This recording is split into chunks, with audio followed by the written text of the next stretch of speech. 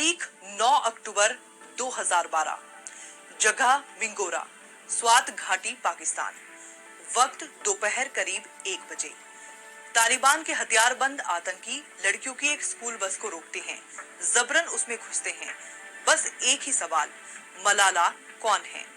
जुबान से कोई कुछ नहीं बोलता, लेकिन सहमी हुई लड़कियों की नजरें एक लड़की की तरफ घूम जाती हैं। एक बंदूक से गोलियां निकलती हैं। एक गोली उस मासूम लड़की के चेहरे पर लगती है। घायल मलाला को पेशावर के आर्मी हॉस्पिटल ले जाया जाता है। उम्मीद कम थी, इसलिए एयर एम्बुलेंस से लंदन भेज दिया जाता है। आज मलाला महिलाओं, बच्चों के हर हक और हकूक की आवाज है। नोबेल पुरस्कार से सम्मानित मलाला यूसुफजई 12 जुलाई को 24 साल की हो जाएंगी। पाकिस्तान का एक लिबरल तबका इस दिन को मलाला डे के तौर पर मनाने की मांग कर रहा था, लेकिन फिर कुछ ऐसा हुआ कि मलाला मजहबी कट्टरपंथियों और मुल्क की आम आवाम की आंखों में खटकने लगी। यहाँ हम आपको बता रहे हैं कि दुनिया जिस मलाला से प्यार करती है, वो अपने ही मुल्क में पराई क्यों होती चली गई। मलाला ब्रिटेन के बर्मिंघम में रहती हैं और अब ऑक्सफोर्ड ग्रेजुएट हैं। पिछले दिनों उन्होंने ब्रिटेन की मशहूर मैगजीन वोग को इंटरव्यू दिया। मैगजीन ने उनका फोटो कवर पेज पर छापा। इसमें उन्होंने शादी, रोमांस और पार्टनर को लेकर कुछ ऐसी बातें कही थी जो पाकिस्तान के ज्यादातर लोगों के लिए बर्दाश्त नहीं थी। पाकिस्तान के न्यूज चैनलों पर मलाला की लानत मलानत होने लगी। 90% को उनकी बातें और तर्क हजम नहीं हुए। इनमें माथिरा खान जैसी एक्ट्रेस भी थी। दरअसल वोग मैगजीन से उन्होंने कहा, शादी के लिए पेपर पर साइन की जरूरत नहीं है। मैं उम्मीद करती हूँ कि मुझे भी कोई ऐसा मिलेगा जो मुझे समझे और खूब प्यार करे। जब उनसे पूछा गया कि सबसे ज्यादा कौन पसंद है, तो मलाला का जवाब था ब्रैड पिट। फिर उन्होंने दोनों हाथों से चेहरा छिपा लिया। टीवी एंकर फिजा खान ने अपने शो में कहा, मलाला बदल चुकी हैं। एक वक्त उन्होंने लड़कियों की शिक्षा पर फोकस किया, लेकिन आज वो जो कर रही हैं, उसे स्वीकार नहीं किया जा सकता।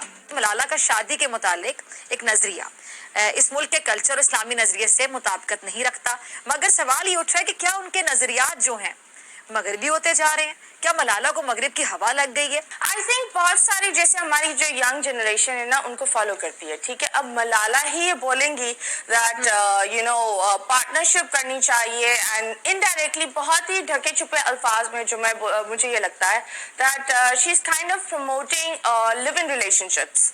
फरवरी 2017 में फॉरेन पॉलिसी मैगजीन ने मलाला को लेकर पाकिस्तानी लोगों से बातचीत की थी। एक यूनिवर्सिटी प्रोफेसर का कहना था, मलाला में कुछ स्पेशल नहीं है। पाकिस्तान में लाखों लोगों ने मलाला से ज्यादा गंभीर हमले झेले।